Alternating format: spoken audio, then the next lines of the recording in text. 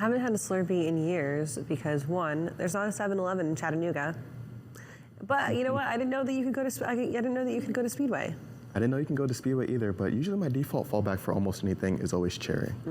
I like the cherry and the Coke flavored mixed together, so you make your little cherry Coke.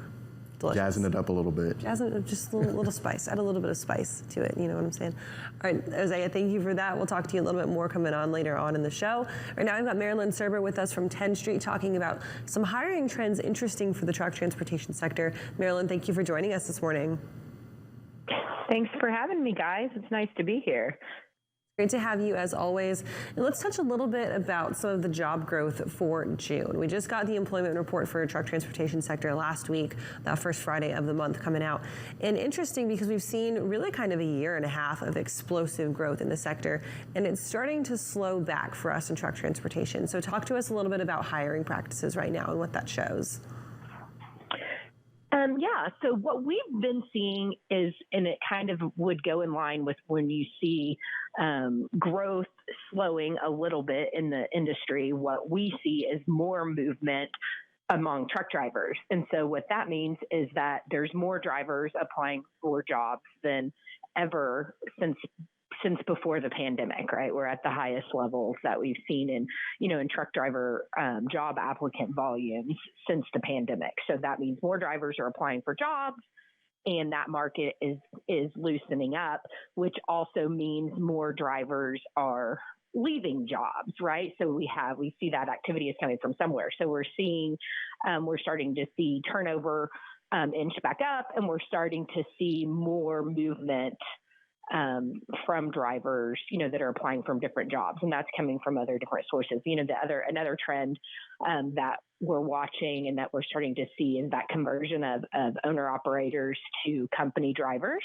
And what does that volume look like? And as the market continues to change, how does that going to impact the trucking job market as well? And the number of DOT numbers that are, now going down, right, versus going up, which is what we've seen for quite a while.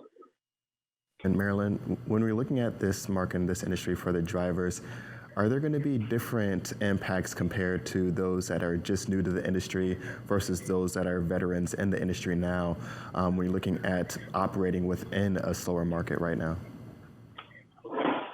That's a really good question because we are in a cyclical market.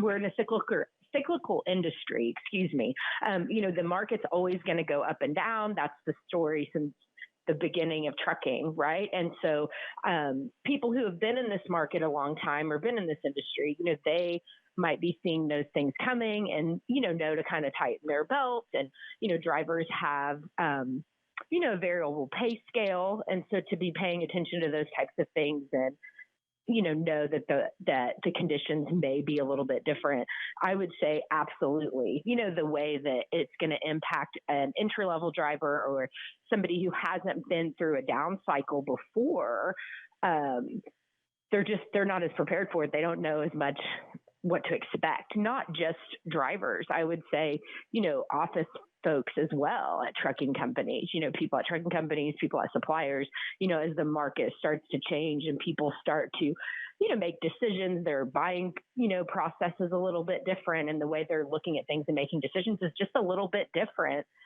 in a slower market. And this will be the first time that a lot of people go through this, right? A lot of people in our industry in all different types of jobs, because it's just been so busy and so crazy for the last couple of years.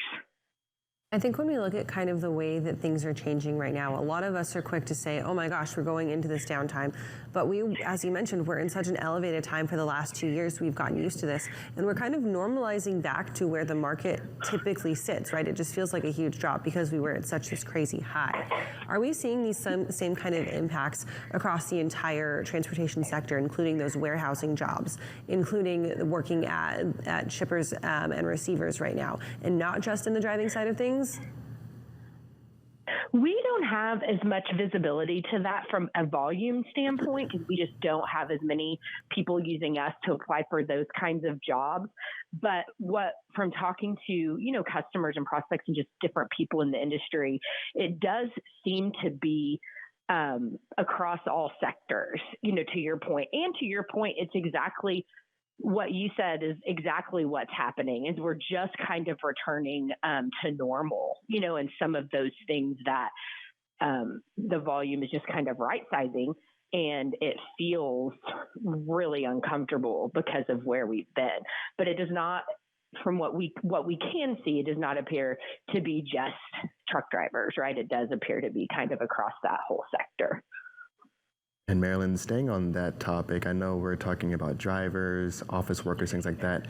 Any thoughts or any insights around those that are maybe in warehouse operations? We know that was an area that was looking primed for a lot of growth even during a downturn. But is this still going to be the case potentially as we continue to move forward? I think that these jobs are going to continue to grow. I think people are still hiring folks. Sometimes we see, we will see companies slowing down their hiring, and I'd say we're starting to see that maybe a little, but I think people are still hiring, and what we hear from our clients is that their customers still have, shipments and things booked out, through the third and fourth quarter, which that impacts, obviously those logistics and those warehouse jobs that you're talking about. And so, it appears to, from what we know right now, that people are still hiring, and maybe again, it's not going to be that surge, super mega growth, but it doesn't appear right now, right, that people are laying people off or that they're going to stop hiring or stop kind of, halt growth altogether. So for the job seeker right now, if you are still out there and you're still bold enough to say, you know what, I'm leaving my current position, I'm leaving my security, let's find something new. What should you be doing as a job seeker right now to either make yourself stand out or make yourself be a little bit more ready and acceptable to take on this new position, make companies willing to maybe take a chance on you? I think you need to know where you're applying. So, find out what that company stands for, ask those good questions and arm yourself, with maybe whatever those credentials are or those endorsements or those certifications, highlight those things that are specific to that trucking company or that business to, show that you're interested in working for them, that you're not just interested in, working somewhere or making a random move, but you want to work at this company and you've done a little bit of your research. I think you have to be an active participant and, be an educated job seeker. And Marilyn, real quick before we let you go, you're over at 10th Street. Can you please give us a way that people can reach out and talk to you if they want to go down this subject with you? Yeah, great. Yeah, 10thstreet.com is our website. You can email me at marilyn.serber@10thstreet.com or find me on LinkedIn, 10th Street. We're all over the place. So, yeah, would love to talk to you guys about all things trucking. Awesome, Marilyn. Thank you for joining us. As always, great to have you. Have a great rest of your Monday. You guys too. Thank you.